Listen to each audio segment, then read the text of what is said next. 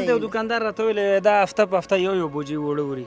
نه قسم دی بچیه 2 کالو کې نه عمري دا چې زه راغلی ما یوه بوجي اخیستې کور ته کله مې د 100 روپۍ مې همدغه هلک نه راوړي دي 100 روپۍ مې راوړي د 80 مې راوړي د 100 مې راوړي د 200 مې راوړي. السلام علیکم ورحمت الله.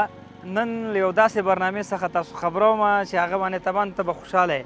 هغه کومه برنامه ده؟ قمر کور په کور باندې برنامه. دا هغه برنامه ده چې په کوم ولایت کې موږ نه داسې غریب او غربه پاتې یو کونډې یتیمان چې هغوی ته زموږ فکر نه وي شوی، هغې وضعیت اقتصادي بیخي صفر سره ضرب وي، موږ ځو په هغه کلي یا کور کې پوښتنه کوو، نو بیا د دغه کور ته موږ ورځو، خوراکي مواد ورته وروړو. که چېرته غواړئ په دغه برنامه کې یا په دغه پروګرام کې ته هم موږ سره یو ځای شي، نو لاندې وټساپ شماره درته ښکاري، آنلاین مرستو لپاره لینکونه شته. راځئ موږ سره په دې برنامه کې یو ځای شي. انشاءالله ستاسو دا مرسته موږ غواړو دغه غریب بیچاره او غربو ته د هغوی کورونو ته ورسو. البته یادونې وړې بولم چې دا هغه فامیلونه دي چې دوی هېڅ څوک هم نه لري. دا هغه فامیلونه دي چې دوی ته نه څوک خوراکي مواد ورکوي او نه په نورو پروګرامونو کې غواړي دی ځکه چا سره ارتباط نه لري او نه څوک لري بغیر د الله نه. نو دغه خلکو کورونو ته که غواړې ستا مرسته ورسیږي نو د قمر سره په دغه پروګرام یا برنامه کې یو ځای شه. راځئ ژوندی مثال یې وګورئ.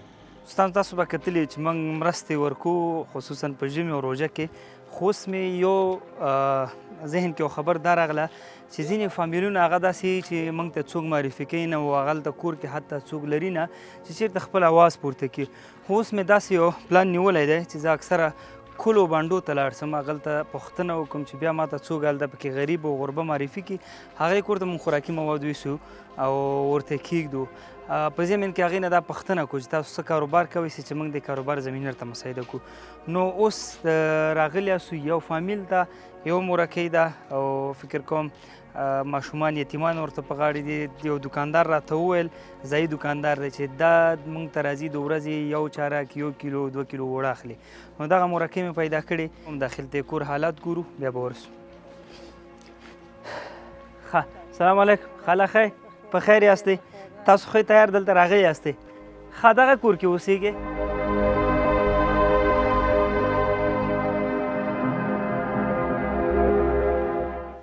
ښه د قمر کور په کور پروګرام کې لومړنی کور د خاله شو چې موږ دلته راغلي یو. خاله دا کور د خپل دی؟ نه بچیه دا کرایي ده. کرایي دی؟ ښه دا هم ډېر په بد حال دی. څو روپۍ کرایه ورکوې؟ 2.5 زره 2.5 زره ورکوم دې کور کرا. برق نه لرم. برق نشته په دې؟ نه برق دا نشته. ګرمي کې دی څه کوئ؟ همدغسې پراته د خدای هیلې ته برق مرق نشته، څه هم نشته، قرار ورته ناست یو. ورځ همدغسې نور ته ناست یو د شپې. څو مسیان څو بچیان دي؟ مسیان مې مال د خدای 6 دي او بچیان مې خپل 6 دي. یوه لور را سره د هغه هم دغلته پرته ده، دغه کوټه د هغې د هغه کوټه زما، هغه هم په تا تاوان دی؟ هغه هم په ما تاوان. ته څه کار کوې مور؟ هېڅ شی هم نه، قراره ناست یم د خدای. دلته یو دکاندار راته ویل دا هفته په هفته یو بوجي وړه وړي. نه قسم دی بچیه، یو بوجي غیر یو وخت کې هغه هم پروسه کال و که بل کال و او دغه ټوکن یې ورکړی، هغه ځای کې مې یو وارې اخیستې دي. او زه چې راغلی 2 کالو کې یو بوجي وړه ته وړي؟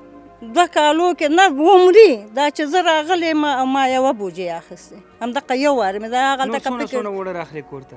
کور ته کله د 100 روپۍ واقعیت خبره وکړم، کله مې د 100 روپۍ مې همدغه هلک نه راوړي دي، 100 روپۍ مې راوړي، د 80 مې راوړي، د 100 مې راوړي، د 200 مې راوړي.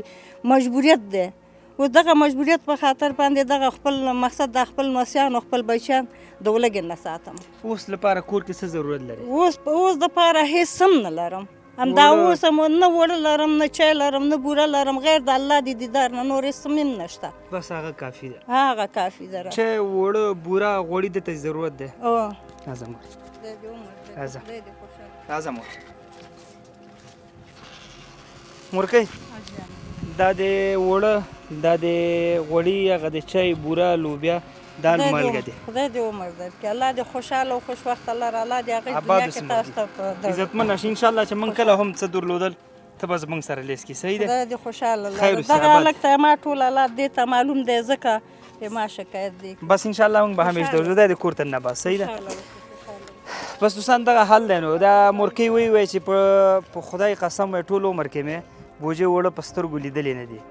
وایي دلته لغمان کې چې زه اوسېږم دا مې یو ځل مې یو بوجۍ وړه وړي، نور د 80 روپیو 100 روپیو وړه. نو که چېرته تاسو غواړئ دغسې خلکو هغه فریاد واورئ او د دې ته فقط کم در کمه د یو میاشت لپاره یو څه برابر کړئ نو قمر بنسټ سره یو ځای شي. الله مو خوشحاله لره. السلام علیکم.